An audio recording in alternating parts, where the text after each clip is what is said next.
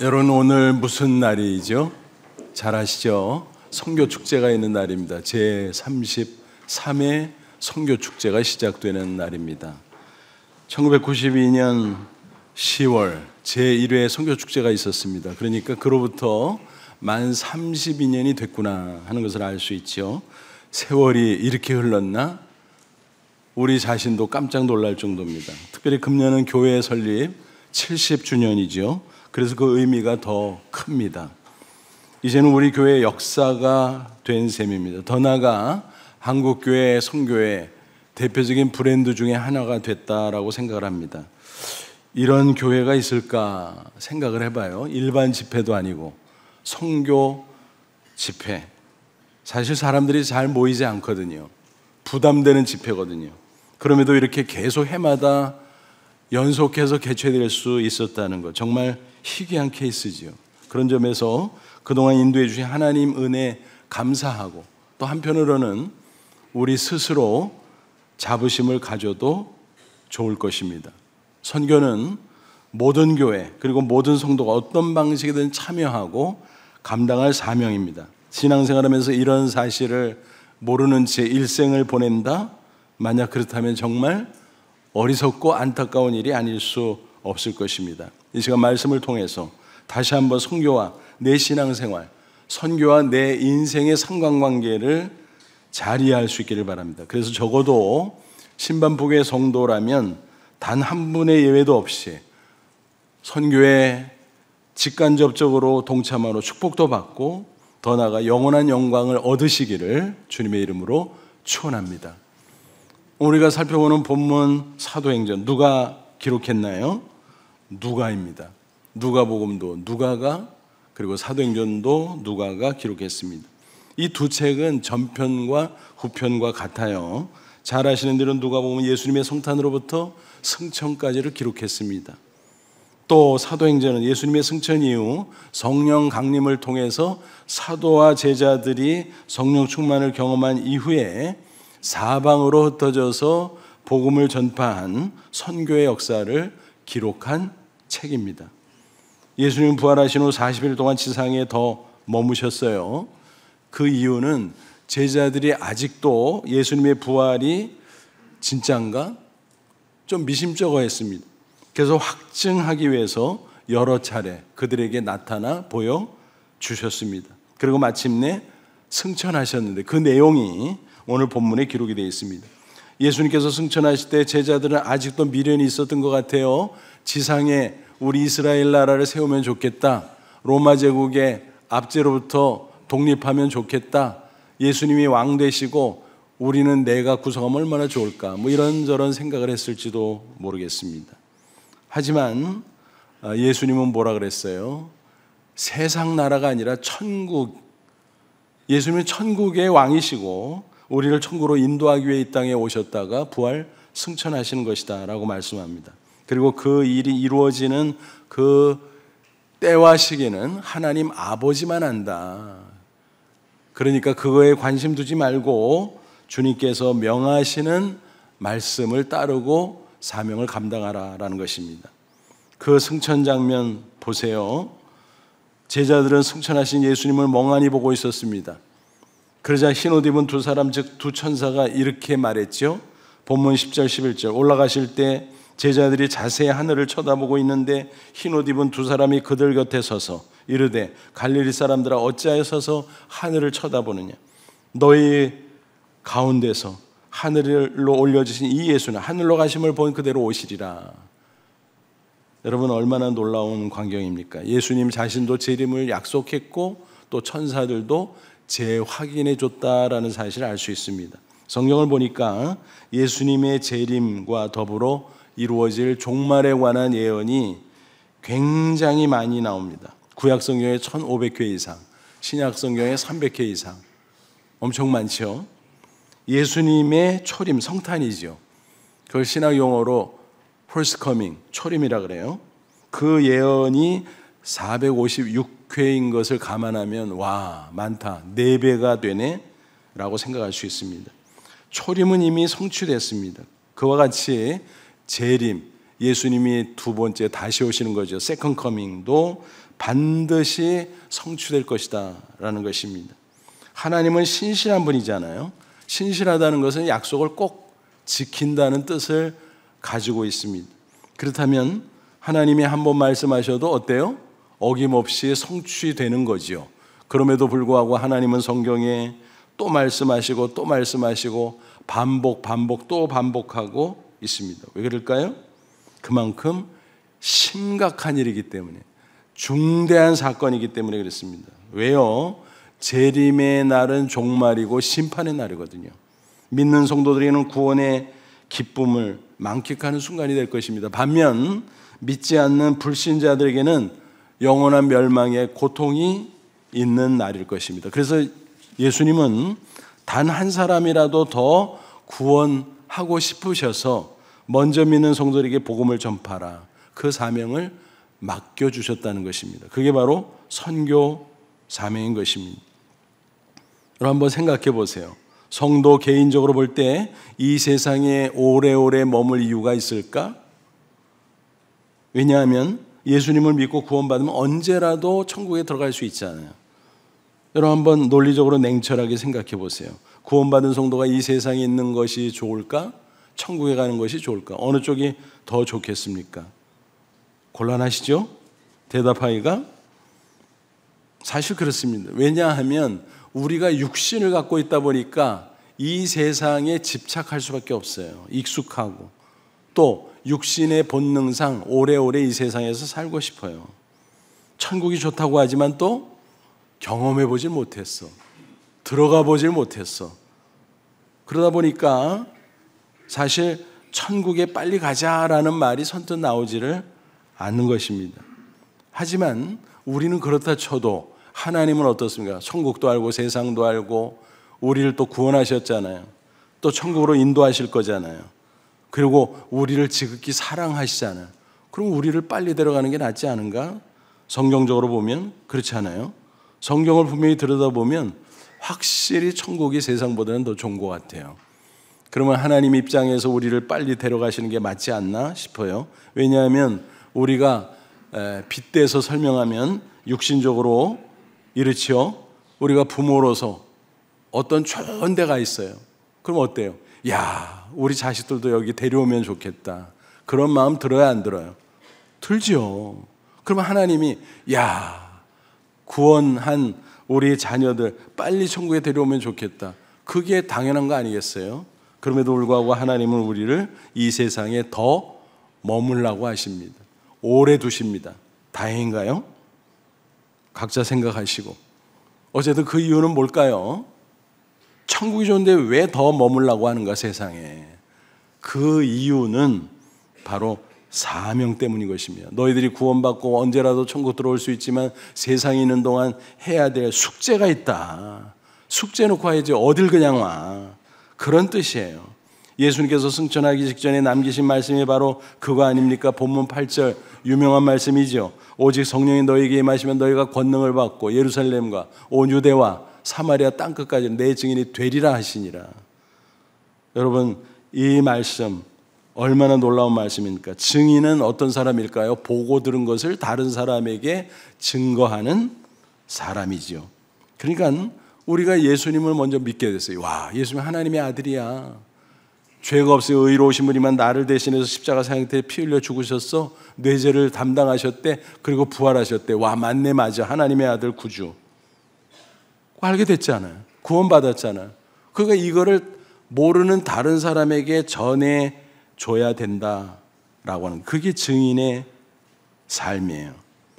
이 명령은 예수님께서 이 세상에서 마지막으로 남겨주신 말씀이죠. 그러니까 유언이죠. 유언. 마태복음 28장 18절로 20절에도 표현만 다른 내용상으로는 똑같은 말씀이 나오죠.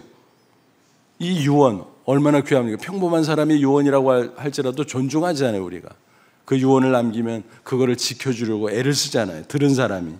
그럴진데 하나님의 말씀, 복음을 전파라는 선교 명령, 이게 예수님께서 마지막으로 남긴 유언적 명령이라고 할 때 이거는 소홀히 할 수 없죠. 예수님이 주신 명령이 많이 있지만 그 중에서도 가장 위대한 명령, 그래서 뭐라고 불러요? 지상명령, Great Commission, 그렇게 부르는 것입니다. 이 지상 명령은 누구한테 준 걸까요? 승천 당시 목격한 소수의 사도들과 제자들? 아니요. 그들은 대표로 들었을 뿐 그들에게도 해당되지만 그 다음 사람 오늘 성경을 읽는 저와 여러분에게까지 그대로 해당된다는 사실을 꼭 기억하시 바랍니다. 지상의 모든 성도, 지상의 모든 교회에 주신 말씀인 것입니다. 재림으로 이루어지는 종말, 그 종말이 가까운 시기를 흔히 말세라고 부르죠. 이 말세에 나타나는 징조들이 있어요. 마태복음 24장 보면 예수님께서 그 내용을 쭉 설명하셨는데, 그래서 이 24장을 말세장 혹은 소계시록 그렇게 부릅니다. 그래서 예수님이 재림하는 종말이 가까운 말세는 이러이러한 현상들이 있을 것이다. 그게 징조예요. 난리가 있을 것이다. 전쟁이 있을 것이다. 또 각종 재해가 있을 것이다. 지진이 있고 또 인간성이 타락해서 증오심이 가득하고 불법이 성하고 이단이 극성을 부리고 뭐 이런 것들을 쭉 말씀하셨어요. 근데 그 징조들을 보니까 그거 뭐 옛날에도 있었던 거 아니야? 1세기도 있었고 2세기도 있었고 5세기도 있었고 10세기도 있었고 20세기도 있었고 지금 21세기도 있고 그거 계속 있었는데 맞아요. 그러니까 말세는 뭐냐면 예수님이 승천하시고 나서 재림한다고 약속하셨잖아요. 그러니까 언제 재림할지 몰라요. 그래서 이 기간을 통틀어서 말세라고 하는 거예요. 그러니까 그때도 말세고 지금도 말세인 거예요. 근데 그 징조를 가만히 보면 똑같은 징조 같지만 갈수록 점점 심화돼요. 심각해져요. 예를 들어서 지진의 케이스만 보죠. 1세기도 지진이 있었어요. 10세기도 지진이 있었어요. 지금도 지진이 곳곳에서 일어나요. 근데 보니까 점점 강력해지고 점점 광범위해지죠. 예를 들어서 우리 한반도는 지진의 안전지대인가요? 옛날엔 그랬어요. 지금은 안전지대예요. 그래서 곳곳에서 지진이 나잖아요. 그래서 건축할 때 꼭 내진 설계를 하고 뭐 이럴 수밖에 없는 시대가 됐잖아요. 그러니까 그러네. 지진이 말세 징조인 건 맞는데 갈수록 점점 강력해지고 그걸 보니까 예수님이 재림할 종말의 날이 아주 가깝네. 근데 종말이 가까운 것을 비교적 정확하게 예측하게 해주는 결정적인 증거가 있어요. 그게 뭘까요? 그런 세계 복음화예요. 세계 복음화. 그래서 세계 복음화를 보면 예수님의 재림이 가깝구나. 그 정도는 우리가 예측할 수 있어요. 물론 그 정확한 때는 알 수 없어요. 너희들이 알 바 아니라든. 그거는 너희들 생각할 거 없어. 내가 시키는 거나 해. 그렇게 말씀했잖아요. 그럼에도 이단자들 가운데 재림의 정확한 연월 일시를 주장하는 자들이 있어요. 자기들한테만 가르쳐줬대. 그래가지고 뭐라고 떠들어서 사람들을 미혹하지요. 우리가 기억하는 대로 1992년 10월 28일 다미성교라는 이단단체에서 막 얼마나 떠들어댔는지 사람들이 다 거기에 막 넘어가고 막 그랬었어요. 그래서 예수님 자정에 오시니까 흰옷 입고 맞아야 된다고 다 같이 모여서 뭐 난리가 났어요. 난리. 하도 난리를 치니까 TV 방송국들마다 카메라를 들고 쫓아갔어. 그거 중계방송한다고. 어떻게 됐어요? 뻥이지 뭐 뻥. 여러분 이단들이 그래요. 미국에서도 세계 곳곳에도 우리 한국에서도 그런 사례들이 얼마나 많은지 몰라요. 근데 다 뻥. 거짓말이에요. 사기치는 거예요. 이단자들입니다. 그들을 가리켜서 뭐라 그래요? 시한부 종말론자 그래요. 왜 이런 일이 벌어지는가? 사탄의 물타기 전략이에요. 그러니까 재림을 그 사람들이 잘못 말한 거지만 그러니까 사람들이 미혹되어서 언제 예수님이 재림하신데 종말이래. 큰일 났다 어떡하지? 저 단체에 붙어가지고 어떻게 한번 살 길 찾아보자 그러는데 거짓말이야. 뻥이야. 그건 여러 번 속다 보니까 아니잖아. 그래서 재림 자체를 안 믿게 돼요. 이게 사탄의 전략이에요. 여러분 재림은 성경에 기록된 것이고 반드시 이루어지는 줄로 믿습니다. 지연되는 이유가 뭐냐? 세계 복음화가 아직 이루어지지 않았기 때문에 그래요. 마태복음 24장 14절 보면 예수님이 친히 말씀하셨어요. 이 천국 복음이 모든 민족에게 증언되게 온 세상에 전파되리니 그제야 끝이 오리라. 끝, 종말. 예수님의 재림의 때를 가리키죠. 말세의 징조들이 많이 있지만 결정적으로 예수님이 재림해서 종말 되는 그 직전에 어떤 일이 벌어지냐? 세계 복음화가 이루어진다. 모든 민족에게, 그리고 모든 지구의 여러 나라와 곳곳에 복음이 전파된다라는 것입니다. 물론 다 믿지는 않을 거예요. 그러나 그들에게 복음이 전파되어서 구원에 대한 기회는 주어진다라는 거예요. 그게 세계 복음화의 기준이에요.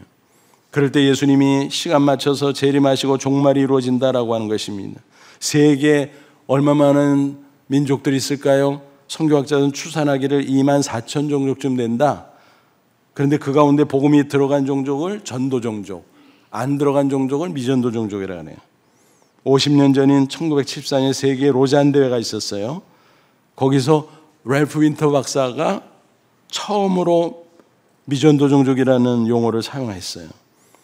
24,000 종족 가운데 절반 12,000 종족이 복음이 들어가지 않은 미전도 종족이다. 그러므로 거기에 초점 맞춰서 열심히 복음을 전하자. 그래서 예수님의 재림을 앞당기자라고 주창했습니다. 그런데 불과 50여 년 흘러가면서 복음이 급속도로 확산함으로 지금은 미전도 종족이 확 줄었어요. 어느 정도 남았을까? 5,000 내지 6,000 남았다고 추정합니다. 그러니까 굉장히 속도가 빠르다는 거예요. 앞으로는 가속도가 붙어요. 그도 그럴 것이 도시화가 되잖아요. 아프리카도 다 도시화돼서 시골 사람 오지에서 다 나와. 그 사람들이 또 자기 고향 또 왔다 갔다 해. 그러니까 막 사람이 섞이고 복음이 막 전파되는 거예요. 그리고 또 인터넷으로 그물망처럼 세계가 다 연결돼 있잖아요. 아프리카 가도 사람들 다 휴대폰 가지고 있어요. 인터넷 다 사용해요. 그러니까 얼마나 속도가 빨라지겠습니까? 그러니까 예수님께서 언제 오실지는 모르지만 굉장히 가까워졌다는 걸 알 수 있습니다. 여러분, 선교가 왜 중요합니까? 2000년 전 예수님께서 십자가상에서 피 흘리고 죽으시면서 다 이뤘다 선포하셨어요. 뭘 이뤘다는 거예요? 이제는 자, 저절로 다 구원받는 거야, 천국 가는 거야, 걱정할 그겁니까? 아니죠. 예수님이 인간의 죄를 대속해 주셨는데 각자 개인이 그것을 믿음으로 받아들일 때 실제 혜택을 보는 겁니다. 죄와 사망에서 구원받고 영생 얻고 천국 가고. 그러니까 아직은 아닌 거예요. 아직은. 객관적으로는 다 이루었다. 예수님의 십자가 대속이 이루어졌지만 개인이 구원받으려면 각자가 그 십자가 부활의 복음을 믿어야 돼.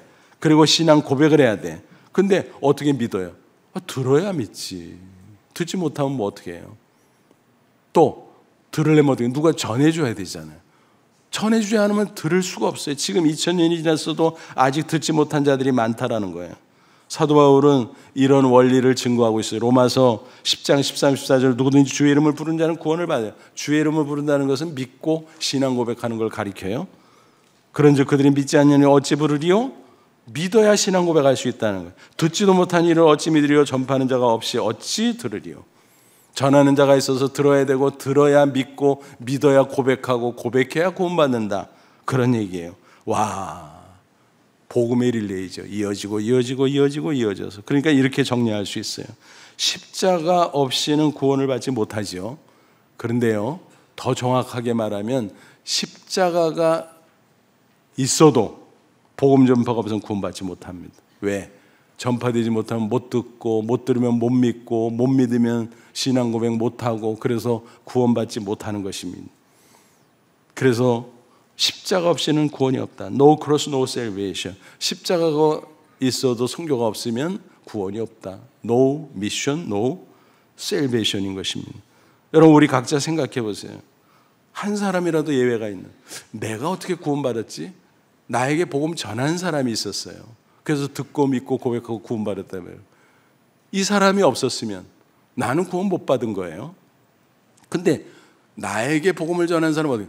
그 전에 또 그 사람에게 전한 사람을 쭉 거슬러 올라가면 누가 나올까요? 사도들이 나오고 예수님이 나와요.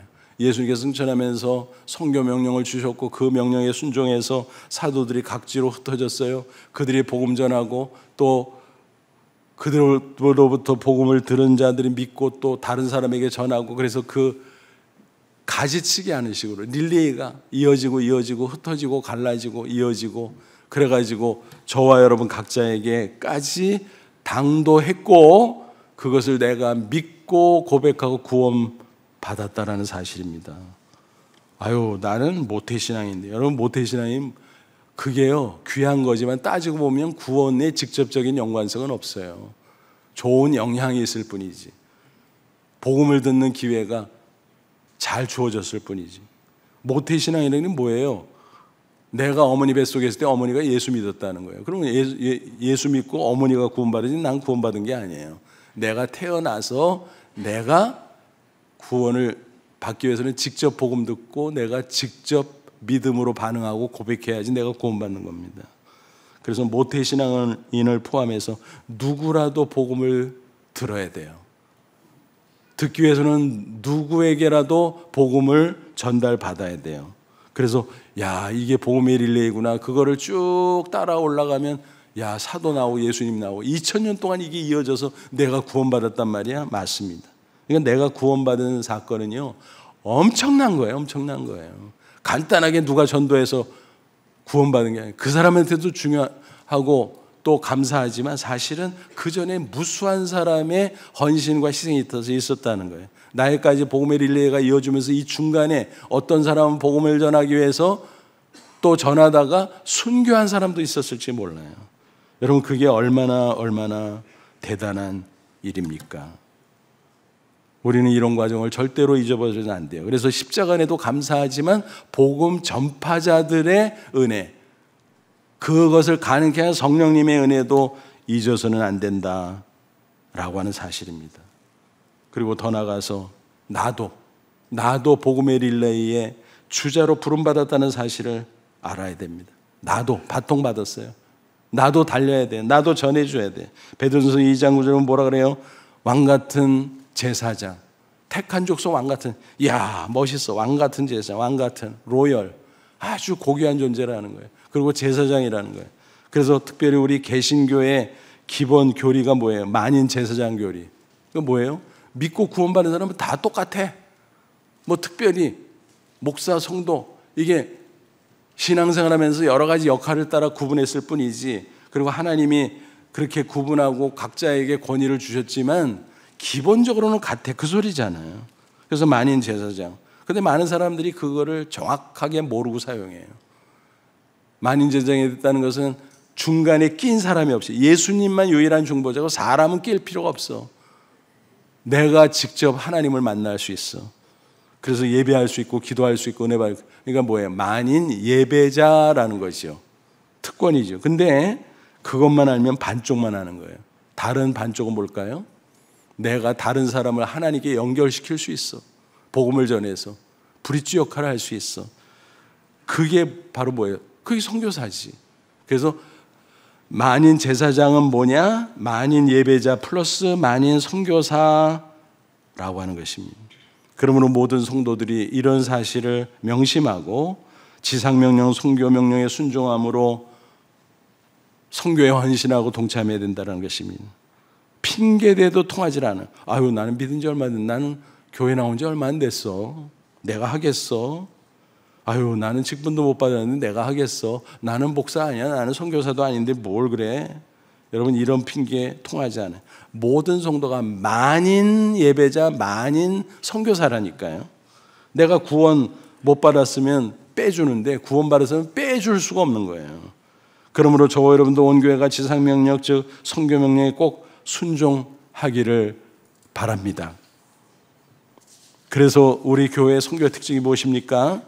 모든 성도가 함께 참여하는 거예요. 가든지 보내든지, 또 가기도 하고 보내기도 하고 누구나 동참하는 것입니다. 어린이로부터 어르신에 이르기까지 영아부 부서부터 또 시니어 부서까지 다 해당되는 것입니다. 그래서 이걸 가리켜서 뭐라고 부르는가 하면 풀뿌리 선교. 제가 명명한 풀뿌리 선교. 풀뿌리 민주주의라는 말에서 차용했어요. 잘 아시잖아요. 풀뿌리 민주주의가 뭐예요? 모든 시민이 모두 다 적극적으로 함께 동참하는 민주주의, 참여 민주주의. 그게 풀뿌리 민주주의. 그래서 선교도 마찬가지. 모든 성도가 다 참여하는 선교, 참여 선교, 풀뿌리 선교, 그겁니다. 또 그런 선교를 하는 교회가 뭐예요? 풀뿌리 선교적 교회인 것입니다. 그러니까 이렇게 생각하면 돼요. 사도행전 1장 8절은 누구에게 준 말씀인가? 그때는 사도와 제자들이 준 것, 지금은 나와 우리 교회에 주신 말씀인 거예요. 그러니까 넓은 의미에서는 나도 선교사예요. 그러므로 가까운 이세계에 복음을 전하고 더 나아가 대표로 나간 선교사와 동역하면서 내가 할 수 있는 역할을 하면 돼요. 기도, 물질, 헌신, 또는 방문도 하고, 또 한국에 귀국한 선교사들에게 환대도 하고, 또 이런저런 여러 가지 역할을 감당하고 동참해야 된다는 것입니다. 그래서 열심히 복음을 전파하는 일에 직접적으로 혹은 간접적으로 동참하는 것이 선교하는 것입니다. 그럼 어떤 방법으로 할까요? 가까운 데로부터 먼 데까지. 오늘 본문에 보면 예루살렘, 유대, 사마리아 땅끝까지. 예수님이 예루살렘에서 말씀하셨잖아요. 그러니까 거기가 동심은 중심이고 가까운 예루살렘, 유대, 사마리아 땅끝까지. 그래서 온 세계 땅끝까지 모든 민족에게 복음을 전하라라는 말씀이지요. 그럼 오늘 이 말씀을 받은 우리는 뭘까? 내가 있는 곳이 예루살렘이에요. 그래서 이 지역, 우리 주변의 이웃에게 복음을 전하는 지역 선교. 그다음에 범위를 넓혀서 국내 곳곳의 선교. 그래서 우리 교회도 농촌 선교, 또 여러 가지 다양한 국내 선교를 하잖아요. 군 선교, 경찰 선교, 병원 선교, 장애인 선교, 캠퍼스 선교 막 하잖아요. 국내 선교예요. 유대에 해당되는 거죠. 그다음에 사마리아는 뭐예요? 이주민 선교. 그래서 우리나라에 와 있는 외국인, 근로자, 유학생, 또 다문화 가정, 또 세터민, 그런 거죠. 사마리아 선교. 또 땅끝은 뭐예요? 해외 선교. 이거를 동심원적으로 다 해야 되는 겁니다. 차례차례 하는 게 동시에 다발적으로. 그래서 그것을 가리켜 전방위적 선교라고 부릅니다. 제가 이름을 붙여봤어요. omnidirectional mission. 또 다양한 방법으로 그렇게 전방위적으로 복음을 전해야 되는 거예요. 그래서 직접 우리가 입술로 복음을 전하기도 하는 것은 기본이고, 의료 선교, 문화 선교, 예를 들면 음악, 미술, 스포츠, 심지어는 요즘 한류 바람이 불어가지고 김치만 잘해도 선교할 수 있어요. 음식만 재주 있게 잘해도 선교할 수 있어요. 별의별 방식으로 문화적인 것을 선교할 수 있고, 교육 선교, 어린이 교육, 청소년 교육, 심지어는 성인들 언어 교육. 여러분, 우리가 한국 사람들이 이제는 네이티브 스피킹 알죠? 외국에 나가면 한국어 배우겠다고 줄 서요. 네이티브 스피커 왔다고 한국말 하고 싶어 해요. 그런 시대로 하나님께서 만들어 주셨어요. 그런 다양한 방법, 그런 것들을 섞어서 비빔밥처럼 비벼서 선교하는 것. 그래서 그걸 융합 선교라고 이름을 붙여봅니다. 그러니까 이 둘을 합치니까 뭐예요? 전방위적 융합 선교. 요게 2015년 선교축제 주제예요. 전방위적 융합 선교로 열리는 선교의 하이웨이, 요거였거든요. 그래서 우리가 선교축제 할 때마다 제가 하나님 앞에 기도해요. 몇 달 전부터. 그러면 하나님이 딱 주세요. 야, 이번엔 이런 주제 가지고 해. 그럼 그 주제에 맞춰서 강사를 초청하고 말씀을 듣지요. 여러 프로그램을 짜지요. 그래서 하나하나 선교에 대해서 배우면서 선교의 범위도 넓히고 선교의 깊이도 깊게 하고, 그렇게 30여 년을 달려왔다라는 것입니다. 여러분, 선교는 혼자 하는 게 아니에요. 교회 함께 팀워크를 이루고 협력하는 것입니다. 선교사 혼자 될까요? 아니요. 선교사 혼자 안 돼요. 성도들, 나 혼자 우리끼리 될까요? 안 돼요. 같이 해야 돼요. 교회 공동체가 함께 하는 게 맞습니다. 교회에서 선교사를 파송하고 협력하고, 또 선교사는 교회 지원 아래 같이 하고 같이 할 수밖에 없고 같이 해야 돼요. 더 나아가 다른 교회에 협력하고, 또 여러 선교단체에 협력하고, 그래서 우주적 교회를 이루어가고 하나님 나라를 완성해 가는 것입니다. 어쨌든 우리 각자 위치에서 맡은 역할을 감당하면 되는 것입니다. 가는지 보내든지, 가기도 하고 보내기도 하고, 여기서 하고 저기서 하고, 여기서 하든 저기서 하여간에 그냥 한마디로 말하면요, 막 하는 거예요. 막 하는 거예요. 열심히 막 하면 되는 거예요. 여러분, 그동안 우리 교회가 얼마나 많은 선교 열매를 맺었을까요? 겉으로 드러나는 거, 객관적으로 드러나는 것만 제가 한번 쭉 정리해 봤어요. 대충 30여 년 동안 해외 선교사만 따져서 파송 선교사가 114호까지 나갔죠. 장단기 선교사. 그러니까 단기 선교사는 뭐 마치고 다 들어왔죠. 또 장기 선교사 중에서 은퇴한 분들도 있고 한국에 와서 목회로 전한 분들도 있고 교수하는 분도 있고 뭐 다양한 그런 케이스가 있어서 들어와서 현재 선교 필드에는 39명, 그 외에 다른 교회나 단체에서 파송한 선교사 협력하는 협력 선교사 77명, 그 외에 단체들 뭐 많은 그런 선교 사역을 감당하고 있는데, 또 가시적으로 어떤 프로젝트들이 있었는가? 교회당 대충 추산해 보니까 40군데 건축하고, 유치원, 초등학교 12개, 신학교 5개, 우물 설치 곳곳에, 태양광 설치 곳곳에, 병원 몇 군데, 또 선교사 숙소 곳곳에, 선교 차량 버스 지원 곳곳에, 선교 선박 지원 곳곳에, 지금 현재도 여러 군데 교회를 건축하고 있어요. 선교센터 키르키스 준비하고 곧 이제 시작할 겁니다. 또 학교 건축하고 있어요. 여러분, 그 일을 위해서 얼마나 많은 선교사들이 기도하고 눈물을 흘리고 헌신했을까요? 그런데 자기 힘으로 못하니까 교회와 함께, 그래서 교회 성도들이 얼마나 많은 기도를 올렸을까요? 얼마나 많은 물질, 얼마나 많은 금액을 성경금으로 드렸을까요? 생각해 보세요. 기도만 해도 따져보면 매주 토요일마다 오후 6시에 3개를 붓는 선교 기도가 있죠. 그날 그 시간에는 1시간 동안 내내 선교만을 위해서 기도해. 선교만을 위해서 말씀드려, 선교만을 위해서 기도해. 1992년 2월 20일부터 시작해서 어제까지 몇 호까지 됐을까요? 몇 회? 1705회. 감각이 없으셔. 다른 교회 가면은 깜짝 놀고, 그게 무슨 말이야? 그러고 되물어서 설명해 주면, 와, 그래요, 그때. 눈이 오나 비가 오나 명절 때나, 심지어는 코로나 기간 중에도 계속 한 주도 안 빠지고 주일 안 빠지는 것처럼 그렇게 해왔어요. 그 기도가 쌓이고 그 기도를 주시고 하나님이 놀랍게 역사했다라는 것입니다. 그래서 내용적으로는 우리도 몰라요. 하나님만 아시는 가운데 이런 많은 선교 사역을 통해서 여러 나라 족속의 복음을 듣고 구원받고 그들의 가정도 사회도 국가도 변화되고, 그것은 우리가 측정할 수 없는, 하나님만 아시는 거예요. 얼마나 놀랍고 얼마나 풍성한 것일까. 우리의 상상을 초월할 것입니다. 그동안 희생적으로 헌신하신 선교사님들, 또 배후에서 기도와 물질과 다양한 역할로 참여해 주시고 또 헌신하신 성도 여러분께 진심으로 감사의 말씀을 드립니다. 하지만 여기서 만족할 수 없죠. 지상명령, 선교명령은 주님 다시 오실 때까지 계속 수행해야 되는 사명이기 때문입니다. 30년 동안 이룬 선교사역에 대해서 우리가 뿌듯할 수 있어요. 야, 잘했다. 우리 교회 교세에 비하면 진짜 엄청나게 했네. 하지만 감사하면서 앞으로 나가야 됩니다. 다시금 선교 열정으로 불타올라 더 열심히 감당하리라 결단해야 됩니다. 그런 점에서 이번 선교 축제는 한편으로는 회고와 감사의 시간일 뿐만이 아니라 다른 한편으로는 결단과 재헌신의 시간이어야 할 것입니다. 그래서 저는 이 시간 주마가편 달리는 말에게 채찍질하는 심정으로 교회 공동체와 성도 여러분 한 분 한 분에게 간곡한 부탁을 드립니다. 더 열심히 선교합시다. 문득 히딩크 축구감독 말이 생각나요. 2002년 서울 월드컵 당시 국가대표팀이 선전했잖아요. 16강이 확정되니까 난리가 났어요. 전 국민이 환호하고, 야, 우리가 해냈다. 우리가 어떻게 16강이 됐냐. 막 좋아하는데 히딩크가 뭐라 그랬어요?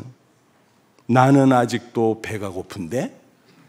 I'm still hungry. 근데 사실은 그 다음 말이 더 멋있어요, 저는. 그걸 사람들이 기억을 못하고 잘 안 쓰는데, 그 다음에 어떤 말이 있었냐면은 Let us make history. 무슨 얘기예요? 우리 역사를 만듭시다. 새 역사를 만들려면 16강이 뭐냐 이거야. 계속 더 해야지. 그래서 밀어붙여서 결국 그 열정으로 월드컵 4강의 새 역사를 쓰지 않았습니까? 오늘 우리도 마찬가지예요. 여기서 멈추거나 자만하지 말고 주님 오시는 날까지 계속 선교사명에 헌신해야 될 것입니다. 선교는 근데 따지고 보니까 바치는 거잖아요. 드리는 거잖아요. 야, 이거 할수록 손해보는 거 아니야? 싶을 때도 있어요. 많은 교회들과 성도들이 선뜻 헌신하지 못하는 이유가 바로 그거예요. 아유, 좀 여유 생기면. 언제 여유 생겨요? 개인 살림도 그렇고 교회 살림 언제 여유 생겨요? 여유 생기기는 그냥 하는 거지. 하나님은 그냥 하라 그러는데 하다 보면 하나님이 함께 하시고 채워주는 것이. 선교는 왜 중요합니까? 하나님의 마음이 들어있어요. 선교를 향해서 하나님의 시선이 고정되어 있습니다. 그렇기 때문에 하나님이 성령으로 함께 하세요. 그리고 다 책임져 주세요. 그래서 그런 조크가 있잖아요. 세상 끝날까지 절대로 망하지 않는 사업 두 가지. 뭐죠? 하나는 건재상, 건재하니까. 그리고 또 하나는 선교사업. 선교사업은 절대로 망하지 않아. 하나님이 함께하고 보증하고 책임져 주니까. 약속하셨잖아요. 지상명령 끄트머리에 마태복음 28장 20절 볼지어다 내가 세상 끝날까지 너희와 항상 함께 있으리라. 성령으로 함께 한다는 거예요. 그러니까 어렵지만 돼. 성령이 함께 하시고 역사하시니까. 또 이런 약속도 하셨잖아요. 마태복음 6장 33절. 그러지 너희는 먼저 그의 나라와 그를 구하라. 그러면 이 모든 것을 너희에게 더하시리라. 하나님의 나라와 의해 하나님의 뜻대로 살라는 거예요. 하나님의 뜻 가운데 핵심 선교. 선교사면 감당하면서 살라는 말씀도 이 구절에 포함되어 있어요. 그리하면 이 모든 것 무엇을 먹을까 마실까 입을까 육신적으로 생존을 위해서 우리가 얼마나 치열하게 삽니까? 그죠? 매달려 삽니까? 근데 거기 매달려 살지 말고 선교에 매달려 살아라. 그러면 나머지 내가 책임져 주는데 어떻게 해요? 더 하시리라. 더 해줄게. 더. 니네들이 하는 것보다 더 해줄게. 됐지? 그러니까 열심히 해봐. 그 소리예요. 진짜 그래요. 선교사님들을 보면 저는 개인적으로 신기해. 신기하다. 왜 그런 줄 아세요? 돈이 부족하잖아요. 절대적으로. 교회와 성들이 후원한다고 해도 사역비가 부족하죠. 생활비 부족하죠. 자녀들이 자랐는데 자녀 교육비 부족하죠. 어떻게. 근데 보니까 어떻게 채워지더라고. 살아있는 거 보니까 다 채워진 것 같아. 돈이 안 드는 방향으로 하고 조그만 돈 가지고도 잘 되게 하시고 정말 신기해요. 다 살아가요. 자녀들도 믿음 안에서 쑥쑥 잘 자라요. 돈 있어도 못 보내 한국대학, 외국대학 막 들어가고 있어. 이게 신기하네. 조금 있으면 졸업했대. 또 좀 있으니까 취직했대. 거기 취직했어? 놀래. 그러더니 조금 있다가 또 결혼한대. 아이고. 그러니까요. 주님의 뜻에 선교에 초점 맞춰 주님이 함께 하시고 다 책임져 준다라는 사실이에요. 이런 말씀 듣고 혹시 이런 분은 없겠죠. 그럼 우리는 후원 안 해도 되겠네. 하나님이 알아서 하니까.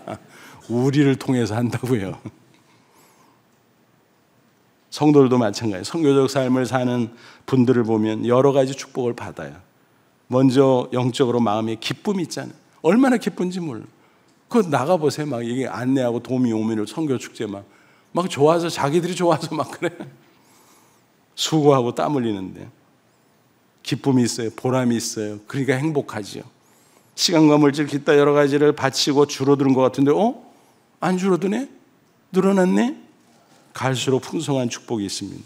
얘기가 여기서 끝나는 게 아니죠. 이 세상이 전부가 아니라는 이 세상 인생은 100년 남짓이잖아요. 근데 그 다음이 또 있잖아요. 그게 더 중요하잖아요. 히브리서 9장 27절 한 번 죽는 것은 사람에게 정해진 것이요 그 외에는 심판이 있으리니. 여러분 예수님이 재림하기 전까지는 누구든지 반드시 죽잖아요. 그래서 종말은 두 가지예요. 재림으로 이루어지는 전 인류적 전면적인 종말. 그걸 역사적 종말이라고 그래요. 근데 재림 전에 먼저 내가 죽어서 맞이하는 개인적 종말. 그래서 역사적 종말, 개인적 종말이 있어요. 어느 쪽이 먼저일지 모르지만 어쨌든 종말은 나에게 다가오고 있다라고 하는 사실입니다. 여러분 세상에서 아무리 성공하고 소유 있어도 천국 가지 못하면 아무것도 아니잖아요. 그래서 십자가 복음을 믿고 구원받는 게 얼마나 놀라운 일인지 몰라요. 그런데 또 하나 있어요. 믿음 이후에 어떤 삶을 살았나 하나님께서 그걸 보시고 우리가 재림을 맞이해서 주님 앞에 서든 죽음을 맞이해서 주님 앞에 서든 우리 인생을 평가하고 그것에 상하는 상을 주신다 그랬어요. 상급 심판. 고린도서 5장 10절에 있어요. 각각에게 잘했다 칭찬하시고 영원한 영광을 상으로 주신다 그랬어요. 특별히 선교를 위해서 헌신한 사람들에게 주시는 놀라운 상이 있어요. 다니엘 10장 3절 많은 사람을 옳은 대로 돌아오게 한 자는 별과 같이 영원토록 빛나리라. 비유적으로 간단히 말하면 천국의 스타 된다는 거예요. 여러분 세상 스타는 어때요? 대단하고 화려한 것 같아도 시간 지나면 퇴색하고요. 결국은 사라져요. 그러니까 반짝 스타다 이 말이야. 천국의 스타는 영원한 스타인 거예요. 여러분 곰곰이 생각해 보세요. 지금까지 내가 인생을 어떻게 살아왔는가, 무엇을 위해서 어떻게 살아왔는가. 혹시 세상과 더불어 사라질 것에 집착하면서 안달복닥하면서 살아온 것은 아닐까. 반대로 다행스럽게도 세상이 사라져도 절대로 사라지지 않는 영원한 가치를 위해서 살아왔는가? 어느 쪽인지 한번 점검해 보세요. 지금까지 살아온 인생의 중간평가입니다. 적어도 우리는 앞으로 남은 생애만큼은 영원한 가치를 위해서 선교적 삶을 살아야 마땅한 줄로 압니다.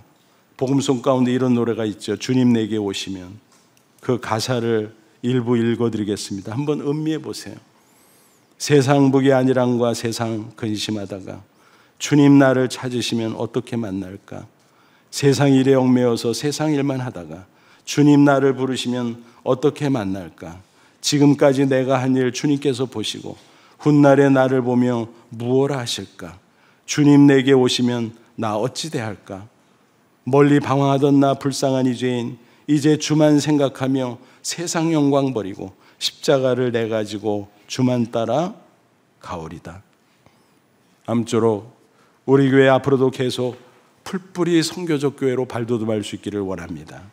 그리고 저도 여러분도 선교적 삶을 계속 살아감으로 하나님이 주는 기쁨과 보람으로 행복하시고 축복도 받으시고 궁극적으로 저 천국에 들어갈 때 주님 앞에 영원한 영광을 받으시기를 주님의 이름으로 축원합니다.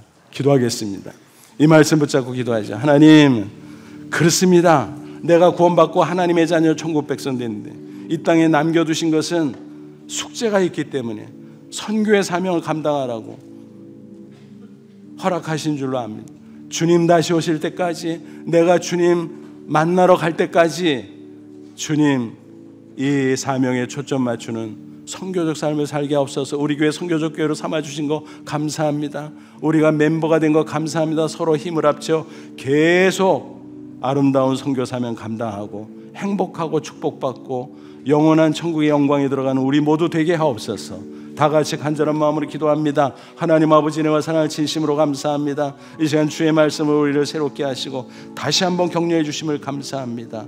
말씀 붙잡고 남은 인생 주님 다시 오실 때까지, 또 내가 주님 앞에 부름받아 주님 앞에 설 때까지 최선을 다해 선교적 삶을 살아갈 수 있도록 도와 주시옵소서. 교회와 더불어 이 아름다운 사명 잘 감당하는 저희들, 그래서 행복하고 축복받고 하늘의 영광에 이르는 저희들 다 되게 해 주시옵소서. 예수님의 이름으로 기도하옵나이다. 아멘.